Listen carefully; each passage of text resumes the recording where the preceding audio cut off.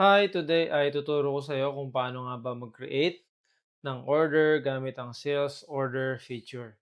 Ang sales order sa Merchantry ay para siyang POS pero naka-form based siya. So, makagawa ka ng sales transactions, mag-add ng products, payment, discounts, modifiers, pero mas structured to.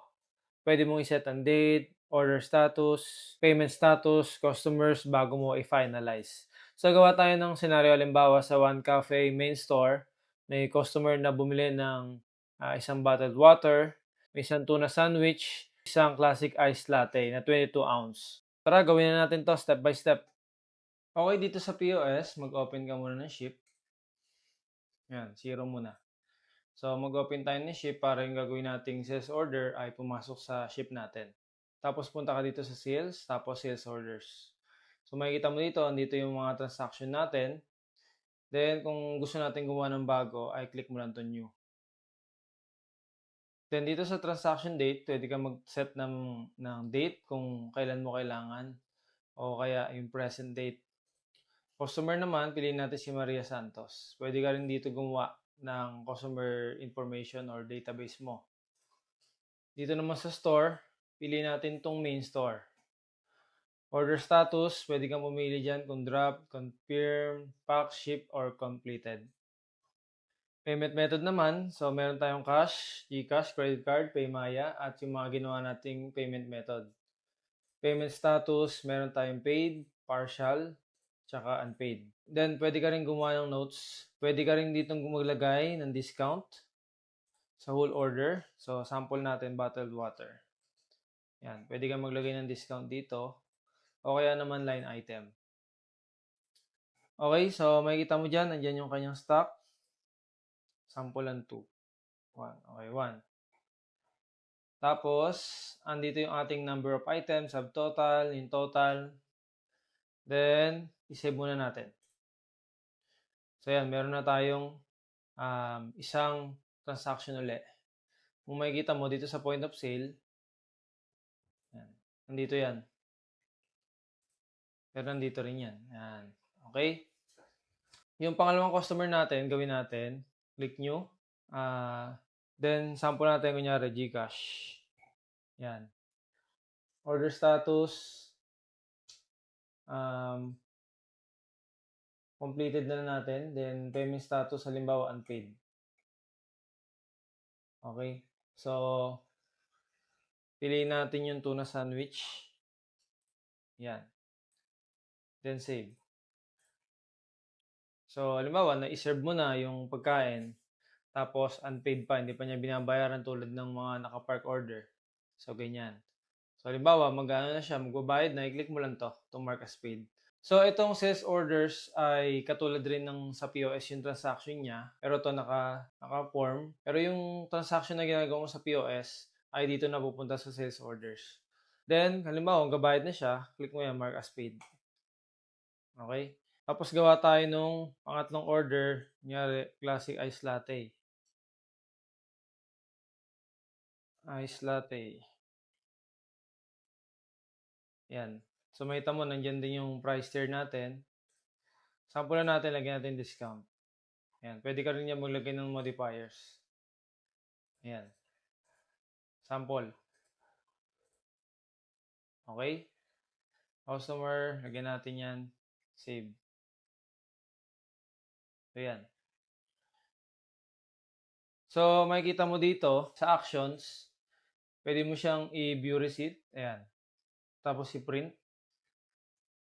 Then, balik tayo doon. Yan, pwede mo email, i-print, print slip, pwede mo i-download or print invoice. Tapos, pwede mo rin i-clone tong order na to. Normally, ginagawa natin yung clone kapag maraming line item tapos may nagkamaling isa. Kaysa naman i-void mo lahat. So, pagka-void mo, i-clone mo na lang. Okay, then meron tayong actions dito. Ayan. Pwede mo ring edit yan. So, ito lang yung ma-edit natin dyan. Hindi pwede to kasi completed na. Okay, save. Save mo natin. Yan. So, sampulan ko lang kayo. Halimbawa, merong unpaid na order. Sample, may umorder si Maria Santos, kunyari, ng bottled water. Kunyari, 50 pieces. Yan. So, note ko rin na kada order natin dito, kada sold natin dito, ay automatic rin na mabawas sa inventory. Halimbawa, si Maria Santos, umorder ng bottled water, 50 pieces. Partial. So, binayad niya 1,250, di ba? Kunya, nagbayad muna siya ng 500. Okay, then, save.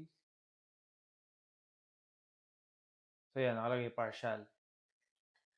Kung gusto mo siyang i-paid, eto, mark as paid. Pero kung gusto mo, iba-iba yung ano niya, araw ng pagbabayad. So, click mo lang itong payments. Ayan. Makita mo, ito yung kanyang nabayaran na. Tapos may remaining pa. Pwede ka mag-add yan. Halimbawa, Gcash pinambayad niya, 750. Payment date, pwede ka rin magbago ng payment date. So, add payment mo lang. Ayan. Makikita mo yan, completed na, paid. Okay?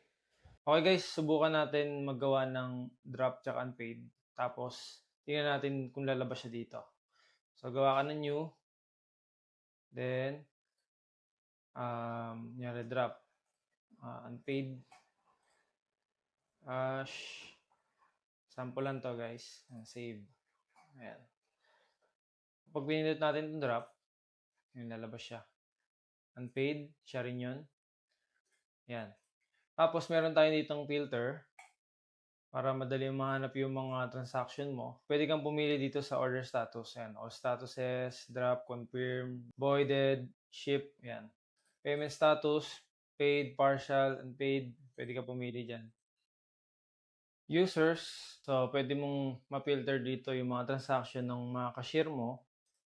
Stores, anong branch yung gusto mo makita. So ngayon, main lang nakikita ko ngayon.